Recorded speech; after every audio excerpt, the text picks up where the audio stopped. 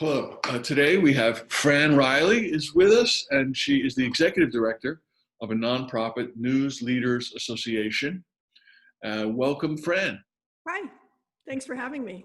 Well, our pleasure. I'm taking the royal we these days. I don't know why I'm doing that. I'm really sitting here, as you know, by myself. Yeah, I know.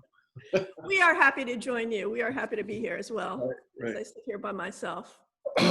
So tell us, Newsleaders Association is a nonprofit organization.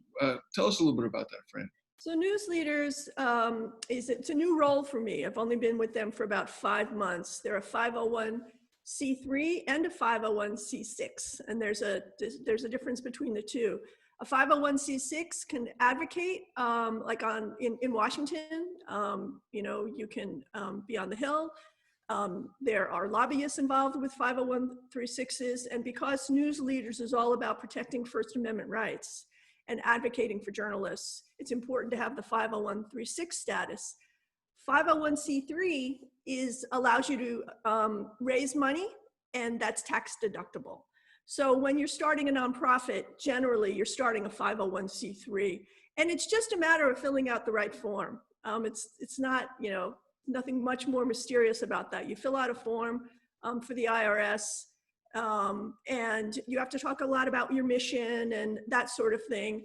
And they either approve it or they don't. And if they don't approve it, it just means rewriting it. And there are a few different 501c3 tiers, which I won't get too technical about. But anyway, this is a 501c3 because it's a membership organization, but the membership fees don't pay enough for the kind of programming that we want to do. So we have to raise money. And generally those funds are raised through grants from foundations. Foundations who care about, in our case, foundations who care about First Amendment rights or journalism programs. There's also a lot of money right now in programs of building healthy cultures within newsrooms related to diversity. And we saw what just happened in the election, right? The country is so divided.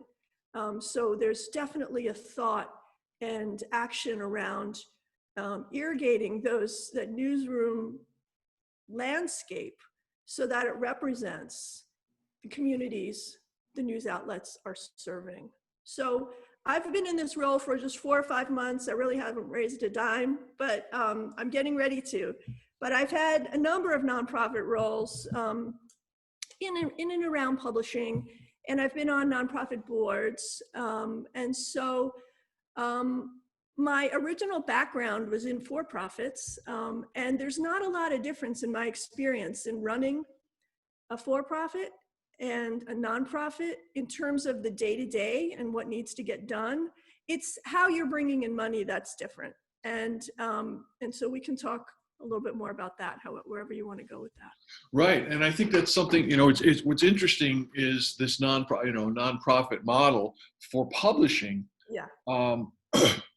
I've found that most people don't really get it in terms of, I think people might get it in terms of what you're doing. Your mission is clearly to be an advocate. You're not selling a product, so to speak. Whereas with publishing companies like Etruscan, we are literally selling a product. And I think your average person, certainly many of our writers, don't realize that we make most of our revenue through the kind of activities you're talking about, rather than the actual sale of books. So we have, of course we sell books, but unfortunately, the book sales don't even come to 50% of our revenues, below 50%. And so these other kind of activities become necessary. And tell us a little bit about, just the overall fundraising model. You mentioned foundations. How do you get to them? How do you identify them? What's your relationship with them? Yeah, I'll just step back a minute and say, I just want to preface a little bit and say, talking about money is hard. None of us like talking about money. None of us want to ask for money. It makes us anxious. It makes us feel like we're coming from a weak position, like we need help. And we all have those triggers in our minds. The thing about moving into the fundraising realm is you've got to put that aside. And you have to look at fundraising as something that you want to be as passionate and diligent about as all other parts of running your business. And it's not about you. It's about the donor. It's about the person on the other side of the table who actually, generally, their job is to give money. It's about developing relationships.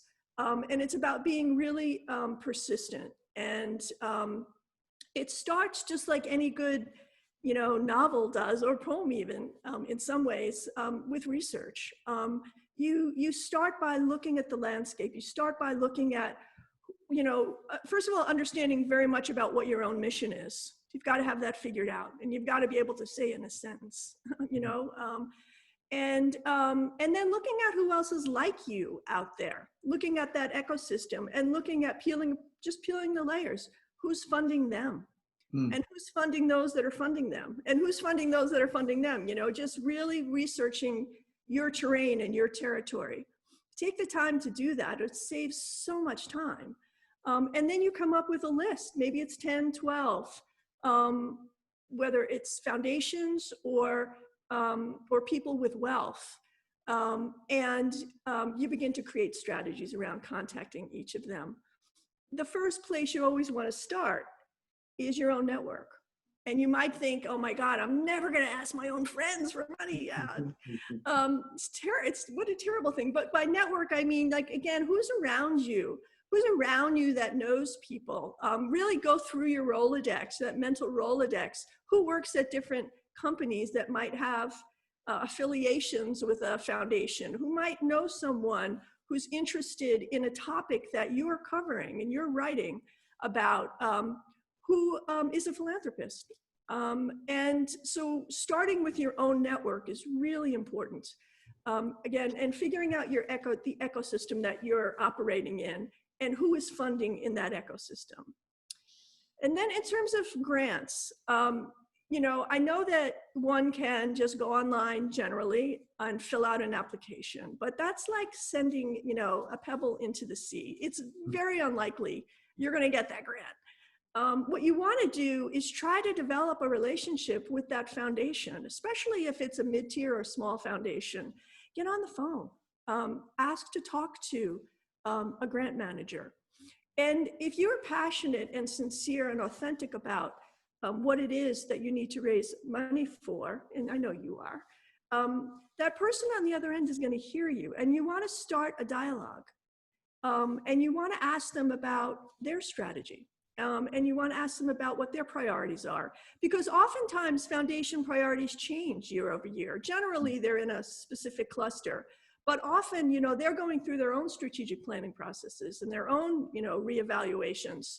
And so you want to check in and say, and find out a little bit more about what they're doing. When you're talking to a funder that way, you want to be listening more than you're talking. And then you want to be responding to what they're saying. So developing rapport is really important. Developing a relationship is really important. And then you get to filling out the application stage because you've already figured out between the two of you that there's a fit. There's some alignment. So it's going to save you a lot of time to do that if you can. If you can't do that, then you just do the best you can looking for those funders where there is that alignment. When you're doing an online application, you want to make sure that you are filling it out exactly how they're asking you to. Don't be cute about it. Don't put more words. Don't put 2,000 words when they say 1,000. Don't ask for 50,000 if they say their maximum is 25. And don't leave anything blank. Like, really make it as easy for them on the other side to take it in and evaluate it. Especially for smaller foundations, which often is where you're playing in the publishing area. They don't have a lot of people in their office. So you want to make it really easy for them. After it goes in, you want to follow up. So it's okay to check in and say, hey, just checking to see if you've got that application. Did you have any questions? Is there anything else I can tell you? That sort of thing. And you often get a no, but I've definitely learned, just like Death of a Salesman guy, a no is just a yes that hasn't happened yet. You have to be really persistent and not take it personally. And sometimes, there's just not going to be a fit, but a lot of times there is. You just have to find it, and it can take years. But the biggest grants that I've gotten have taken years, and they have developed into relationships that have lasted years. So you're doing your donor a favor too, because they want to have an impact in the world, whether it's an individual donor or it's a foundation. They're there because they want to make a difference. So a good mindset to have is you're a vessel for allowing them to do what it is they want to do in the world. So you're not like asking for a handout. You're going into business together. You're partners, and to make this world a better place through poetry, hopefully. So that's sort of how I look at it. Asking for money again is hard, but you've got to, again, just put your personal self aside and treat it as you would anything that's important to you. There are just, rules about it. And those are some of them that I'm listing. Often you can go on to, after you've looked at all your competitors or people who are kind of in your space and you've got a list of who's funding them, you can go on to places like foundationcenter.org, which is now Canvas. Often, sometimes your library or a university will have a subscription, so you don't have to buy a subscription. I don't remember I don't think it's, that expensive, but figure out how you can log in, get a membership. Maybe somebody who's in nonprofit who will let you use their login information for a day. And you can do searches for foundations who fund the sort of thing that you're looking for. I also just came across something that Jane Friedman, I don't know if you know her, she does a lot of writing and talking about how to fund your publishing project. She recommended fundsforwriters.com, which I hadn't heard about, but you can get to that off of Foundation Center or Canvas. There's sort of this extra link you can go down, which is grants for individual writers, residency, fellowships, grants. And that sort of thing is always worth checking out. What I like to do is to create sort of a baseline proposal with, the essence of my program, the essence of what I'm looking for. And then just like when you were interviewing for jobs, when you were younger, you would adapt your resume to where it was going. Same thing here. So you want to get your basic brochure like you did for Etruscan, a beautiful brochure that was done last year. It's a base brochure that you can use to then adapt through a cover letter or an email to the individual sort of lanes that you're going to look for, for funding in. So have like your 1 or 2 page proposal nailed, and including what's your impact out there. What are you looking to do with this funding? Whose lives will it improve, really, at the end of the day? And then adapt that based on kind of where you're going. Right.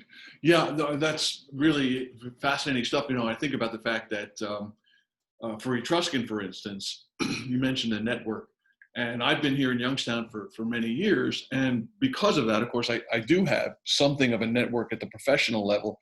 And we were fairly successful in getting grants from places like the Rayan Foundation and the Wien Foundation, the Ohio Arts Council, the Barber Brothers and Gracia Murphy Fund. These are all people that knew me as a professional. And we're able to say, okay, well, we know he's there and he's, reliable. He's not going to, be a flake or float away, and he's doing this work.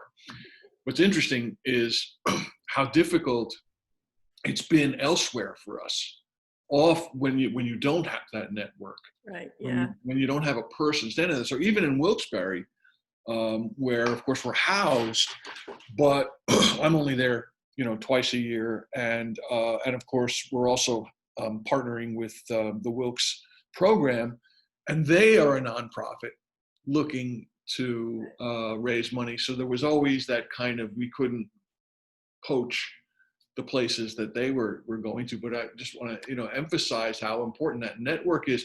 And in a sense, having a location, having some place in a community, whether that's a physical location or perhaps in the case of your organization, I'm thinking that maybe it's a virtual community. In other words, your network doesn't have necessarily a place because it's a national Yeah. model, but it has many people who you would say, hey, I'm really interested in this. This is Yeah. my bailiwick. Yeah. And Yeah. so that would be another way of doing it. But what about a young person, who doesn't necessarily have a footprint in a particular community, either virtual or physical? How would that person get started?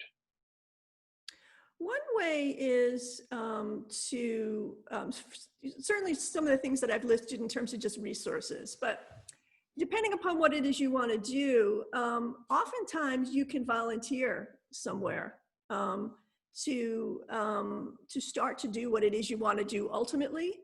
Um, Getting on a nonprofit board is sometimes, if you can, a good thing to do. Many of the larger organizations have what they call associate boards. So generally it's people under 30.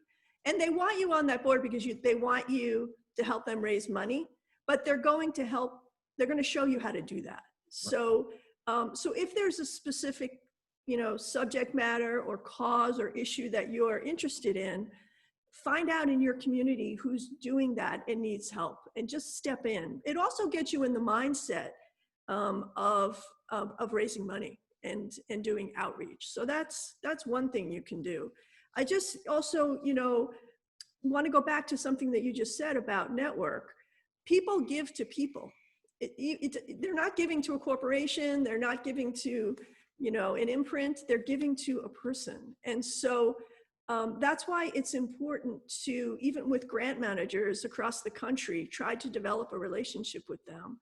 As a young person, you have an enormous advantage of going into any of those sorts of organizations on the phone or email and asking for advice. So the old adage in fundraising is when you want money, you ask for advice. When you want advice, you ask for money. You get to go out there and genuinely be 25 years old and say, I'm super interested in this cause, in this issue, in this chapbook or whatever. Can I have a half hour of your time next month? I know you're an expert in this, and you'll be amazed how many people want to help. That's the thing too, when you're young, just to remember, people actually really do want to help you. They really want to help you succeed. You're not going to get that help unless you ask. Just like you're not going to get funding unless you ask. Even as a mature development manager or fundraiser, if I'm not asking, I'm not getting. So I have to be willing to hear the no. But if I don't ask at all, then it's definitely a no. And it seems so simple, but I can't tell you how hard that is, especially for journalists, or people in media. It's not what we do. But you have to. Newsrooms, a lot of newsrooms these days, more and more, I think in Ohio, there's a few, are going nonprofit. So you have, there are two actually that I just gave grants to in Columbus through my organization. And that's fun to do. So I am in a position right now for the first time of actually giving little micro grants into newsrooms because I have a relationship with Committee to Protect Journalists, and they have a big fund. So they're kind of funneling that through us. And that's so empowering and such a privilege, really, to be able to give money to worthy organizations. So it goes both ways. Well, that's such an important point too. When people think, they think of these organizations in terms of large, impersonal corporations, when in fact, as you pointed out, they're just as interested in making a difference, and so they're betting on you as a person who can help them with their mission, That's as opposed to just giving you money. That it's as you point out, it's a cooperation. It is. One of the things that's come up in a lot of these talks, Fran, is the fact that many of the people who are interested in publishing, they're writers.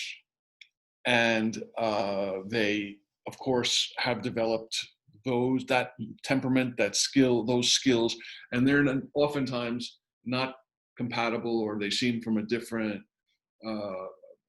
different mindset from the kind of practical, organizational, even technical skills that are required in publishing or in grant writing and all of that.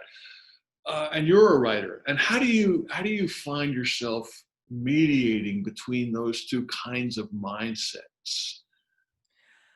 Yeah, I'll talk about, just because I'm a newly hatched aspiring writer. So working on this master's thesis, there's a lot of expository writing in what I'm doing, but there's also memoir. So when I'm in the mode of writing, those days when you have it, I'm working on the memoir. I'm writing. Mm.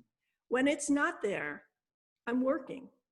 I'm working on the research. I'm working on the building blocks on the expository side. And I did find that I could go back and forth. And I was allowing myself to sort of do it at the pace in which, however, the muse works.